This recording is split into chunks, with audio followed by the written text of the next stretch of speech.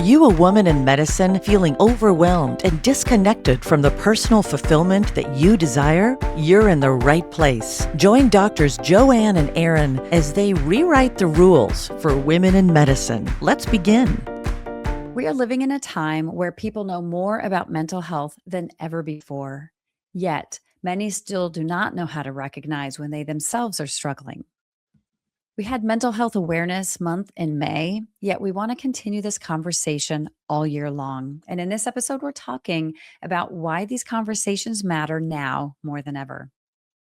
Many people are privately struggling with stress, anxiety, burnout, and emotional exhaustion, often without recognition of the impact it's having on their lives.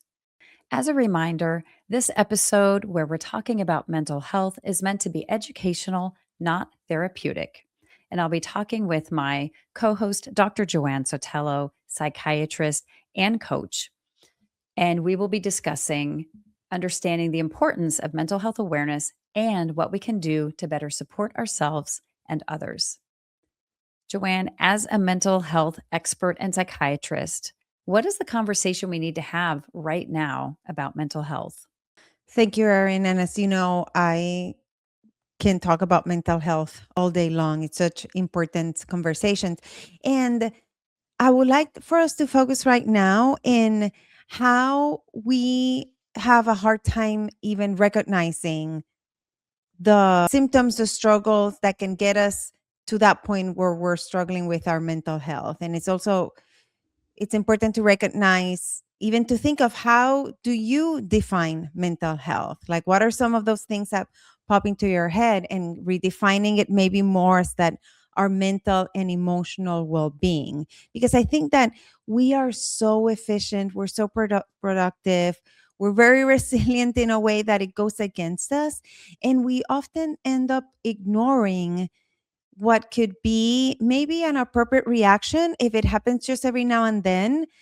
But when it happens more regularly, we need to pay attention to it, and that it doesn't always show up as sadness or crying or panic attacks. It can end up being more of struggle sleeping or emotionally numb, as it happens to so many physicians, or that caregiver exhaustion that happens day in and day out when we're working, or even things that might seem productive because we're trying to numb our emotions, like overworking or people pleasing, or we want to avoid conflict, so we end up isolating.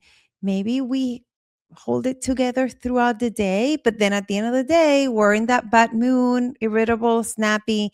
So those are all things that we need to look at and really ask, is there something else going on? Look at it, is it an isolated event, or is it happening all the time? And this could mean that maybe we're not at our best in terms of our mental and emotional well-being. And before we go deeper into this conversation, Joanne, how would you even define mental health? And what do people often misunderstand about it? And of course, I've been a psychiatrist for more than 20 years, and I have a very old-fashioned pre-programmed definition of mental health.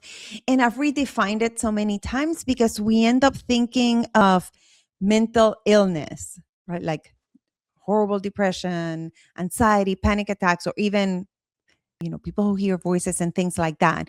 And it's, unfortunately, mental health has a negative stigma. So we end up thinking of something severe and we're like, oh, that's not like me. And I love to redefine it more in terms of the well-being of it, with the understanding that this affects our emotions psychologically, our relationships, in our nervous system, that it's something that a hot topic right now of how our nervous system is. But understanding that our mental and emotional well-being is the base of everything: how we think, how we feel, how we respond to others and stress, even how we connect and how we recover. And all that will call out our behaviors and what we do and what we're living day in and day out, kind of the results that we get overall in our lives. So it's very important. And it's also kind of going back to what I was saying before, that one thing doesn't cancel the other. And this I see in physicians so often, that we can be very high functioning. We can, like I said, we can take a snapshot of your life and you look perfect, but you might be deeply anxious and struggling at the end of the day. And you can be very successful and still be dealing with depression, or you can be very productive and still feel that emotional disconnection. So that's the awareness that I really want to emphasize in this episode, because we need to know that just because we are doing what we're supposed to do, that we look good in paper, doesn't mean that we need to ignore everything else. And we know so many physicians that go to work, see patients, and then when we talk with them, they're struggling with so many symptoms of burnout and they're not even recognizing it. So that's, I, I really want to emphasize that one thing doesn't cancel the other. And we still need to be kind to ourselves and compassionate and recognize when we're struggling more than we need to. And Joanne, we hear more people talking about anxiety, burnout, depression, and emotional exhaustion. What does the latest research really show us about how widespread mental health struggles have become? There's millions of people in the United States who are struggling with mental health challenges every single day. And if we look at numbers, it's 1 out of 4. So 25% of adults in the US are living with a mental illness. And those are numbers that we can't ignore. One thing that I always like to mention is that it starts early. It's Research shows that up to 50% of all lifetime mental illness begins by age 14. I don't know how much of that you saw in doing pediatrics, and up to 75% by age 24. So I was recently seeing a young patient and thinking about it in glad that they were reaching out for help and knowing it can make such a big difference when we have that early intervention, as you know that too, in working in pediatrics and mental health as well. One of the other things that it's important is that unfortunately there's still barriers to care, either because there's not enough resources or because of the stigma. So a lot of the people who are struggling with mental illness never receive treatment, which again is part of why we need to be having this conversation. And it's definitely not an isolated issue. It's something that we need to talk about it, and it's defining a lot of public health conversations. And it's also the top reason for disability in the workplace. So it affects us all. And so, why is it important that we keep having these open conversations about mental health, especially right now? Yes, and going back to, right, like if we define mental health as kind of our how even chronic stress affects us, and know that it's not just about the diagnosis, it's also how it affects our sleep, our memory long term, our emotional regulation, even our immune and cardiovascular health.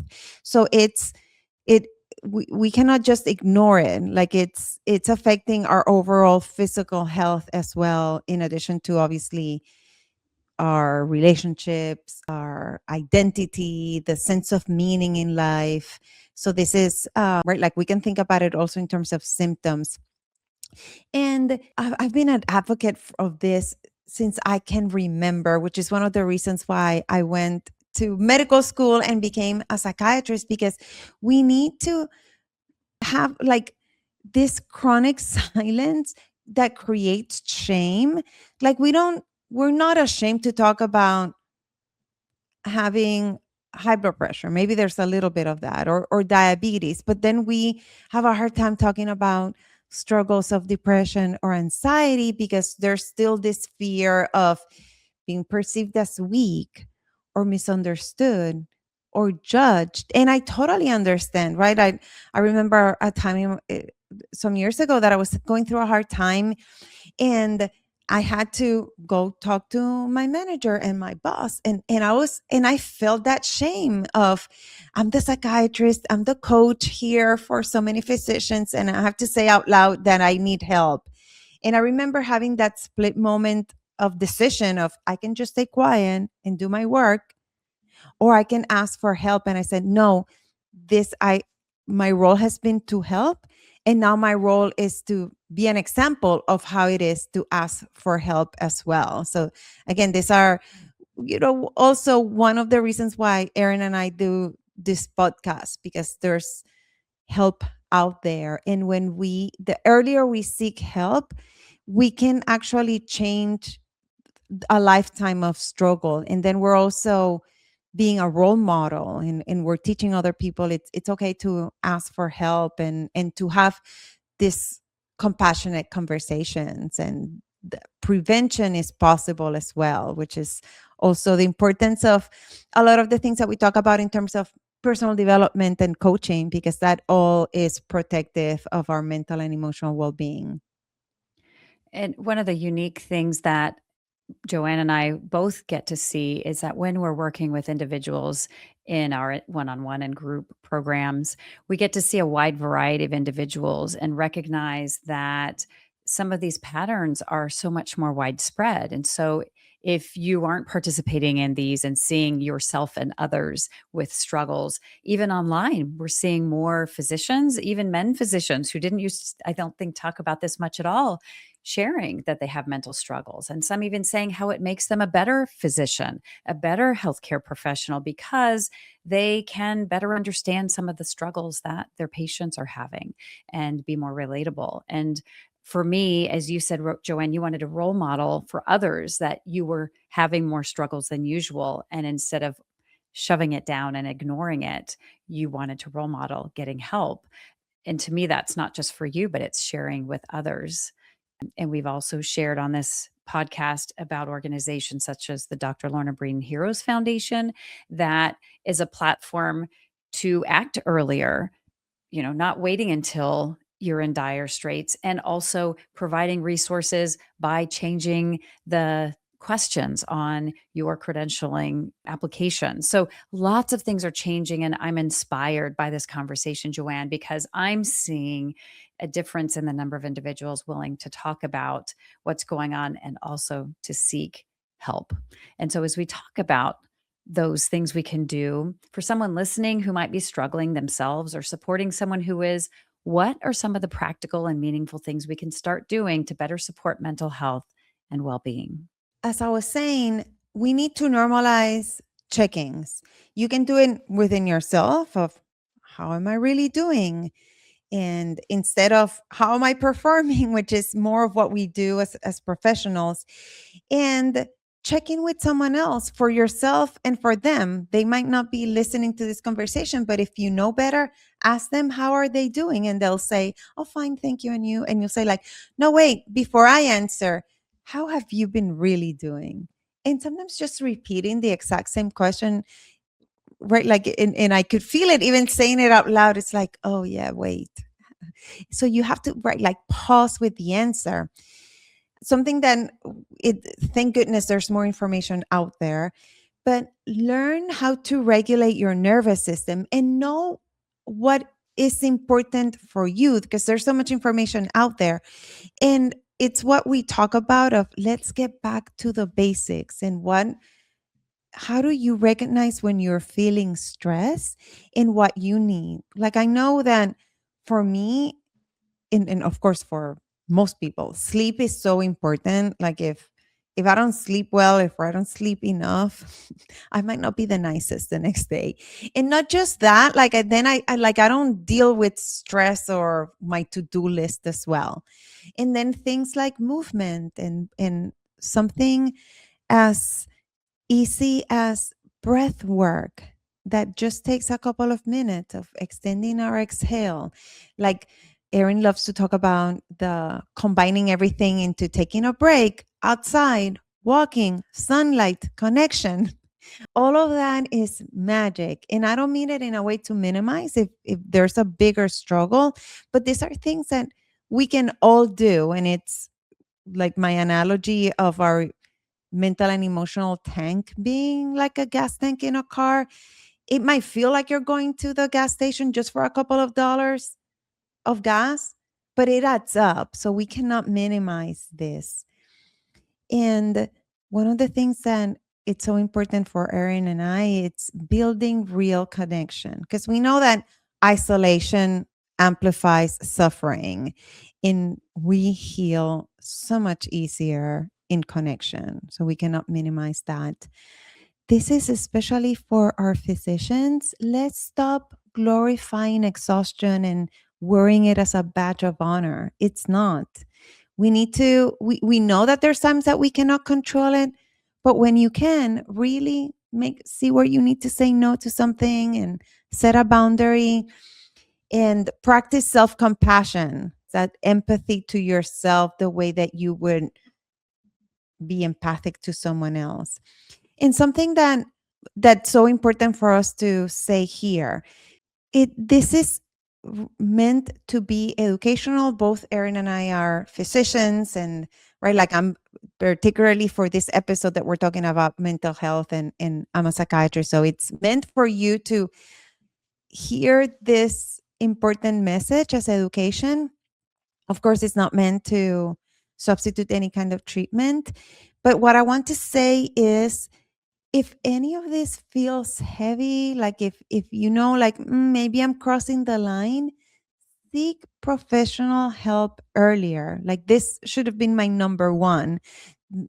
Either if it's talking to a colleague, therapy, psychiatry, coaching, support groups, community at church, anything except staying quiet or suffering in silence. So it's very important. And of course, in every time that we do a mental health episode, we always say this: if there's an emergency, if you're having suicidal thoughts, there's numbers that you can call, and we'll make sure to add those to our show notes. And if you forget, 911 is always an option. So it's very important to say that out loud when we're talking about these topics. Joanne, you've shared so many great reminders about our mental health, from intervening early, recognizing subtle cues, and when it goes from being an occasional occurrence to more recurring patterns, and how common mental health is, up to 1 in 4, and that we are working towards decreasing some of the stigma and the barriers to seeking support. And that reminder that intervening early can really be beneficial. And with that, we're so glad that you joined us for this episode on raising awareness about mental health. And we'd love you to stay tuned because our next episode is coming right up. Do you want exclusive resources and the opportunity to connect with us? Then visit createmeaninginmedicine.com now, where you'll dive deeper into how you can create meaning in medicine. And if you're serious about optimizing your results, take 2 quick steps now. Connect with us on the website and tune in to the next episode.